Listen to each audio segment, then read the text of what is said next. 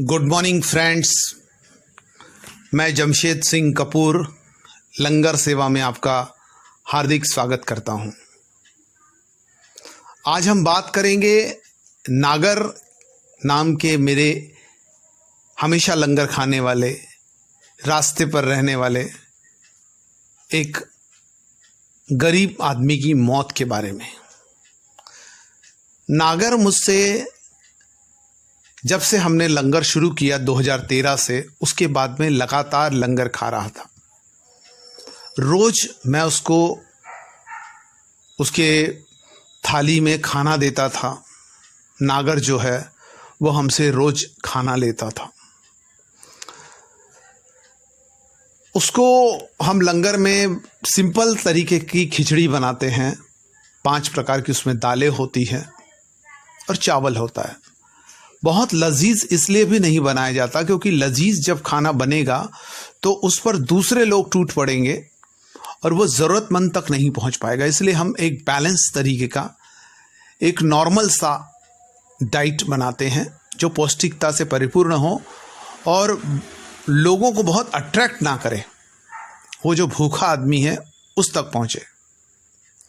तो नागर वो लगातार हमसे खाता था। उसको शायद उसके प्रोटीन्स, 5 प्रकार की दालों के प्रोटीन, जिसमें चना दाल, तुअर दाल, मूंग दाल, मसूर दाल, उड़द दाल शामिल है। ये शायद उसको कुछ ताकत भी देते होंगे, इसलिए भी वो खाता था, क्योंकि उसका कहना था कि खिचड़ी मुझे अच्छी पच जाती है। एक तो गर्म चीज़ होती है, जल्दी पचती है। नागर रायपुर से अपने परिवार के सदस्यों की लड़ाई झगड़े से परेशान होकर वो रायपुर से भागकर नागपुर आया था।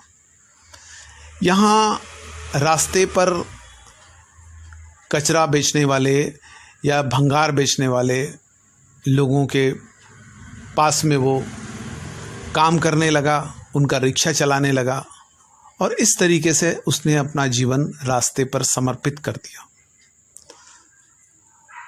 आखिरी दिनों में नागर जो है वो लंगर खाता था और थोड़ा लंगर लेता था। नागर का वैसा कोई रिश्तेदार नहीं था। सड़क पर रहने वालों की शादियां भी हो जाती है अपने ही लेवल के लोगों से, पर नागर को शायद विवाह उसकी किस्मत में नहीं था।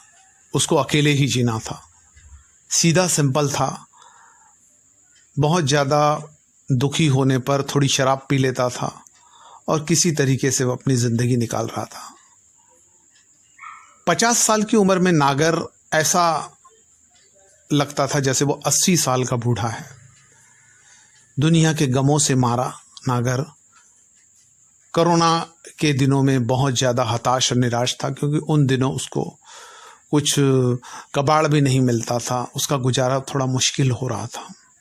शराब भी मिलनी मुश्किल थे, या जो मिल रही थी उसके रेट बहुत ज़्यादा थे। ज़्यादा रेट नागर दे नहीं सकता था। आखिरी दिनों में उसकी हालत बहुत ख़राब थी। नागर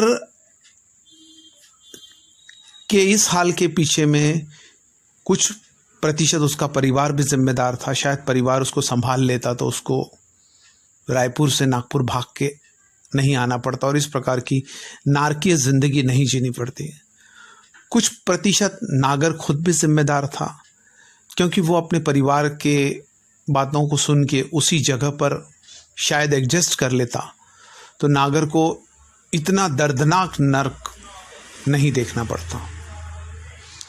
नागर अंतिम दिनों में नागर के जो मालिक, चाहने वाले लोग उसे कुछ नॉनवेज या और कुछ ऑफ़र करते थे, पर वो नहीं खाता था।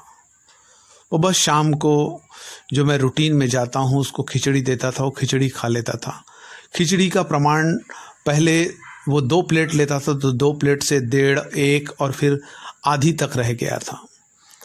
नागर की मृत्यु के दिन ये इत्तेफाक ही है कि मेरा एस्ट्रोलॉजी का काम है, जिसके भरोसे मेरी रोजी रोटी चलती है, और लंगर सेवा में भी कुछ रसद या दाल चावल के लिए मैं पैसे उससे जनरेट करता हूँ। कुछ तो लोग देते हैं। तो मेरे कुछ क्लाइंट बाहर से आने वाले थे, इसीलिए मैंने लंगर शाम को जैसे हम 3 बजे से 7 बजे तक करते हैं, तो मैंने 11 बजे से 4 बजे तक लंगर किया था, क्योंकि 5 बजे से लेकर तो 7 बजे तक मुझे बाहर के कुछ क्लाइंट अटेंड करना था। तो मैं 11 बजे जैसे नागर के पास में पहुंचा तो वो मुझे देख रहा था। 3-4 दिनों से उसकी हालत बहुत ख़राब थी, हाथ पैर बहुत पतले हो चुके थे। 50 किलो का आदमी 35 किलो का हो गया था। मैंने खिचड़ी उसको दी, वो उसने इशारों में कहा कि मुझे थोड़ी सी चाहिए, तो मैंने शायद एक जो प्लेट होती है हमारी, उसमें पाव हिस्सा ही भरा था उसमें, और थोड़ी सी खिचड़ी दी उसको। 2 निवाले बोल सकते हैं।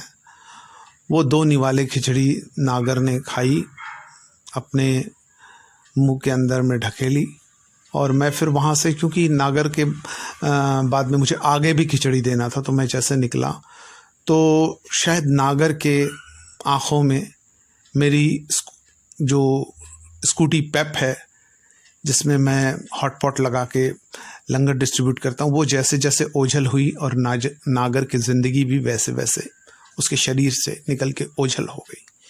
इस तरीके से नागर ने दिन के 11 बजे के आसपास अपनी जान छोड़ी।